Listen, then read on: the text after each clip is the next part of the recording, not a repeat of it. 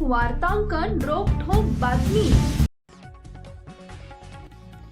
आजच्या जगात यशासाठी तांत्रिक ज्ञानासोबतच संवाद कौशल्य, डिजिटल आणि AI साक्षरता, चिकित्सक विचार, सर्जनशीलता, सांघिक कार्य, नेतृत्व आणि मजबूत नैतिक मूल्य देखील तितकीच महत्त्वाची आहेत, असं प्रतिपादन राज्यपाल जिष्णुदेव वर्मा यांनी केले। विद्यार्थ्यांनी नेहमी जिज्ञासू राहावे, स्वतंत्रपणे विचार करावा, उद्योजकतेचा स्वीकार करावा आणि आयुष्यभर ज्ञान संपादन करावे, असे आवाहनही त्यांनी केले। पुण्यश्लोक अहिल्यादेवी होळकर सोलापूर विद्यापीठाच्या 22व्या पदवी प्रदान समारंभात ते बोलत होते।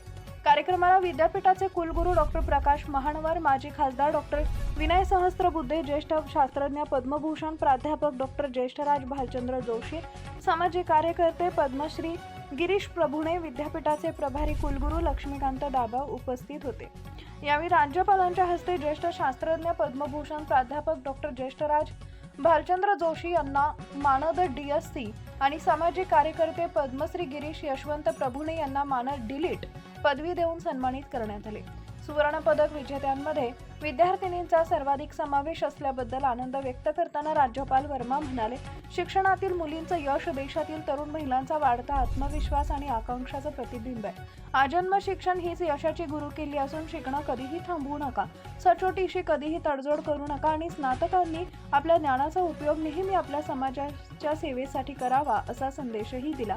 पुण्यश्लोक अहिल्यादेवी होळकर सोलापूर विद्यापीठानं AI, मशीन लर्निंग, जैवतंत्रज्ञान, नॅनो सायन्स, सायबर सुरक्षा, फूड टेक्नॉलॉजी आणि शिकाऊ उमेदवारीवर आधारित शिक्षणाचे कार्यक्रम सुरू केले।